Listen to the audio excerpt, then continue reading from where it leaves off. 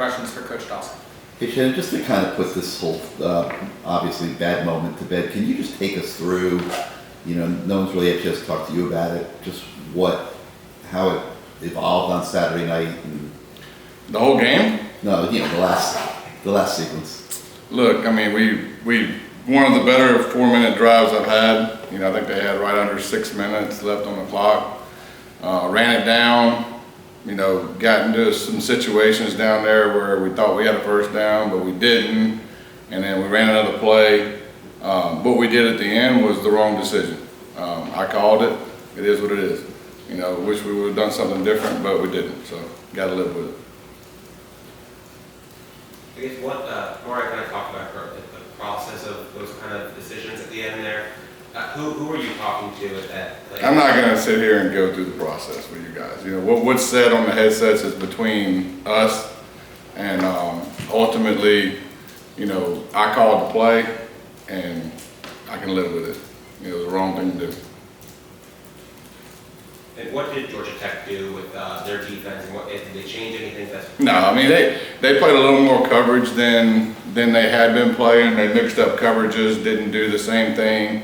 Got their feet in the ground, like I said, they probably would. Less moving around. It really had little to do with. We shot ourselves in the foot. That's just the reality of everybody wants to talk about the end, and I'm good talking about the end. Look, it is what it is. We made the wrong call. We have to live with that. But there was a lot of things in that game that could have kept us away from that last play. Offensively, we didn't play our best. We turned the ball over. We put defense in bad situations, which we haven't done all year. I take pride in not putting those guys in bad situations. We threw some picks that took points off the board in the score zone, which my man asked me last week about red zone. I'm sure he's got that question again because it was bad. But ultimately, we didn't play our best. Now, with that being said, you hope in those games where you don't have your A game that you can grind it out, like you find a way to win. I was extremely proud of our group of keep fighting. We dug ourselves a hole and we got out of it. We dug ourselves a hole and we got out of it. If you sit in his room and you watch football every year and you think every game is going to go perfect, then you're watching the wrong sport. You're not going to have your A game every week. The key is to win when you don't. And we didn't have our A game and we didn't win. We messed it up. Look, we got to live with it. And we're not the only ones out there that didn't have our A game. Heck, I got home that night and I'm sitting here watching USC with 300 total yards at the end of the game fighting for their life. The difference is they found a way to win. I think their quarterback, when I turned on the TV in the end of the fourth, was 11 for 24. He won the Heisman Trophy. So, Tyler was almost 70%, threw for 300 yards, almost 300 yards. He had some crucial turnovers. He knows it. They weren't all his fault either. They were not all his fault, but like every man that plays this game and coaches this game, you take accountability for everything. And there's the right people in this building, there's the right people on this team that don't mind taking accountability, and that's the most important thing. I don't mind taking accountability for what I do wrong either. And kind of in the same vein, kind of what you were saying, Tyler after the game did say they weren't my fault. What does it say about him as a leader that he wants to take that accountability? All you got to see in that game is the pick he threw and chased the guy down, and it was a field goal, not a touchdown. Gave us a chance to win the game. That one play is indicative of him and his effort he put in that game. That was the actual pick that wasn't his fault. Chase that guy down and tackle him. I thought that was exceptional by him. Was there a common thread in the other picks? Not exactly like that play. The one pick in the end zone was just a bad decision. It was just laid over the middle. You're going to have those at times. And really the other one was a pretty damn good play by the corner, to be honest with you. And sometimes that happens. And the one that was a good play by the corner, I kind of put that one on me. That call and that situation, I could have called something a little better than that. So. Shannon, what did you see with the run game? Obviously, Georgia Tech had its struggles. Just what did you see with your guys? I thought we were efficient. I thought we weren't, if you look at the run game, we ran it a lot, right? Because of they're sitting there playing coverage. We didn't have our A game. I throwing the football. I thought we were a little off, so grinding it out and leaning on those guys was a decision I made. I don't regret that. I just think the flow of that game, if you look at the first half, we weren't clicking, and we were shooting ourselves in the foot. And so the one thing that we were doing pretty well is when we handed it, we got 5-6 yards. And so ultimately I wanted to lean on them a little bit, which we did. The one thing we didn't have in the run game is a lot of explosives. We kind of got what we got. Does that make sense? And I thought the O-line was pushing them. Like, we were caving them in. And so, but we just got what we got. And that's why you run for 160 something on 40 something carries and it's not 200 and something, right? We needed explosive in there too, Yeah, to their point, 12 yards is the longest carry. Did you see more opportunities? Or was it I think we missed some. And look, nobody's perfect, right? Everybody can do better. And we left some out there in the run game for sure. We did see Riley Williams caught his first collegiate touchdown. Yeah. His development as a true freshman, and do you think that he's someone who's going to be relied upon more and more as the year goes on? Yeah, I think the ball will find people that are making plays for sure. And he made a good play. It was third down, and make a heck of a play, right? I wish he wouldn't reach the ball over the goal line, but he got it in. He'll learn from it. He's a young guy too, but he had an opportunity a couple other times too. And so the ball will find you. You just gotta keep doing what you're doing. I respect that you don't want to go through the process of the headsets, but every play caller, I assume, has a chart or a philosophy. Mm-hmm. If this, then that. Did you go against your chart? Look, it was the wrong decision. It was the wrong decision. And ultimately, looking back, if you had it to do over again, you call a timeout, you regroup, you do that. And so, it is what it is. Matt McCoy had a chance to come in a little bit when Francis went down for part of the game. He's gotten some playing time this year in reserve. What have you thought of how? I thought he did really well. I thought he went in at a crucial time, and the biggest thing is you didn't even notice he was in there, right? And so the pocket was good, everything was on point. I was very, very pleased with the way he went in and performed. What did you notice with the red zone opportunities there? Just self-inflicted wounds. You get down there. It's indicative of the whole first half, right? We take the ball, we drive, we go 40 yards this way, then we go 20 yards back that way on a penalty on the sideline. It's a difference between being on the 40-yard line, which is what that run ended up, and being on the 27-yard line, right? 28-yard line. Or it might have been 38, I can't remember, it's one of them. But, you can't go backwards like that, and so if you look at the whole first half, which honestly, I always worry about coming off a bye week, because most of my history of coaching off of a bye week, the first half would look something like that. I don't know why, it's not like it's every time, but it's enough to where it gives me some anxiety.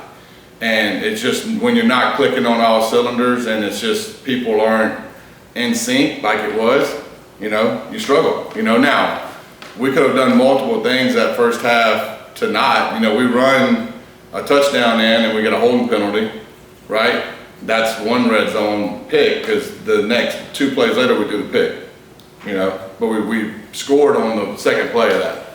And so, the two, let's see, we were 2 of 6, I think, right? I think it was 2 of 6, right? Red zone opportunities? I think it was 6 or 4. Was it 4? Touchdown, 4 opportunities. 4 opportunities, 2 touchdowns? 1 touchdown and 2 field. Yeah. So the interception was the one, right? The field goal, that one bothered me the most probably because the defense gives us a short field and we don't do anything with it.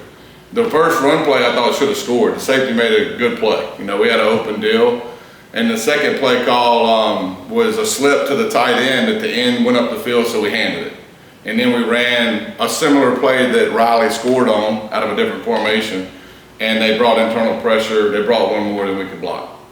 And so I could have done a much better job in that sequence of events of calling us better second down play and better third down play. I put that possession on me there. And the other one, I can't remember what happened on the other field goal. But that's 2. 2 of the 3 were, one was a pick and one was, I gotta do better.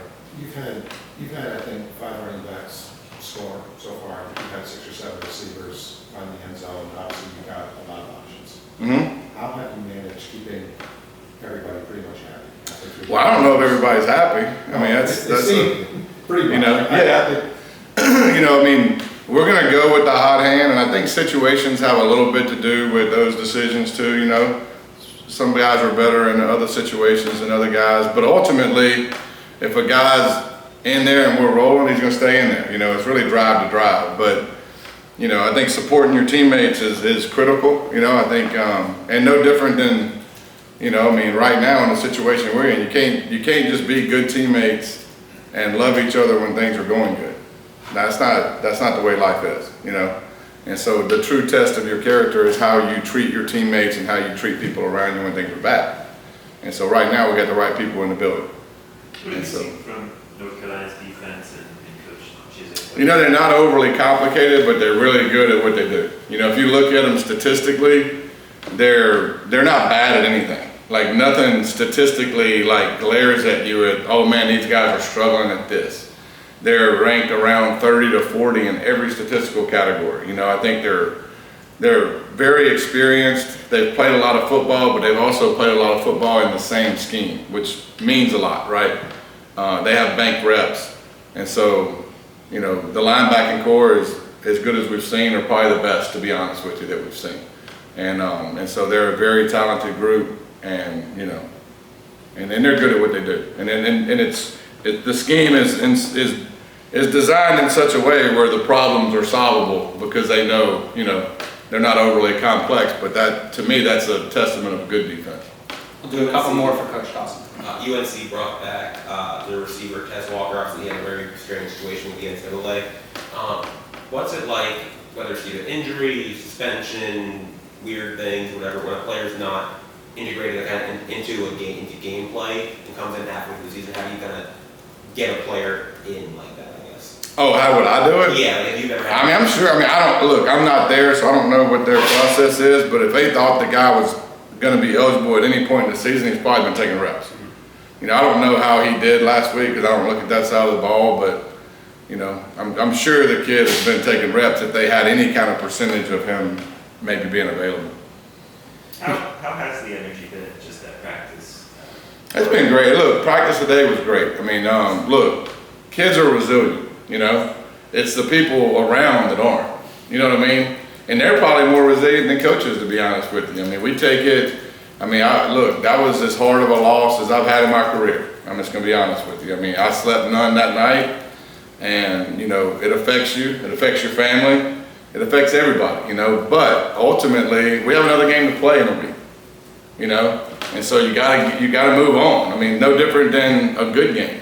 You better move on, And so, I knew that we were going to get a highly motivated Georgia Tech team because they got embarrassed the week before by a team they should have beat. But we have to respond in such the same way.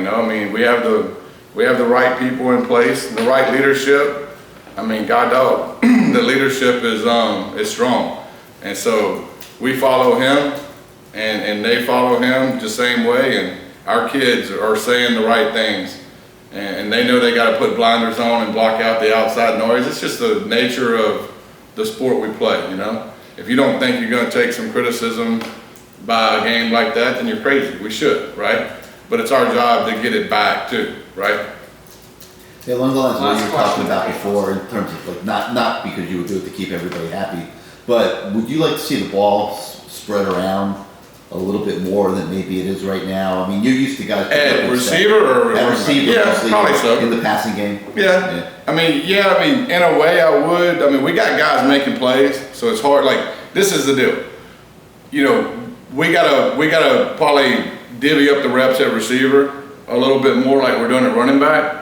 The issue with that is, when you got people that are playing at a pretty high level and the game is really tight and you're not necessarily clicking, it's hard to take those guys out. It just is. I've done it for a long time, and Strep is in there playing, making key catches. Yeah, he's tired, but tell me the key moment that we don't want him out there. You know what I mean? It's like, and we can rest him in other personnel groupings too, but you know, but there is 3 or 4 guys that I think as the next 2 or 3 weeks go, you know, they'll get more playing time and get more balls. Last question. I wanted to ask you about, I know you guys have to block out the noise, obviously, but, you know, how is Don Chaney doing? He's doing awesome. He's doing awesome. Nobody blames him, I promise you. Nobody in this building. I mean, that kid played his heart out, and he was one of the reasons that we were in that situation. And so, you know, I mean, he's doing good. I mean, look, like everybody, you think anybody in our organization was happy after that game, you're crazy, right? And so, but ultimately, it helps when you got a lot of people that love on you, right? Get you through it, so, you know. Thanks, Coach Dawson. All right, appreciate it, guys. Thank you. Thank you.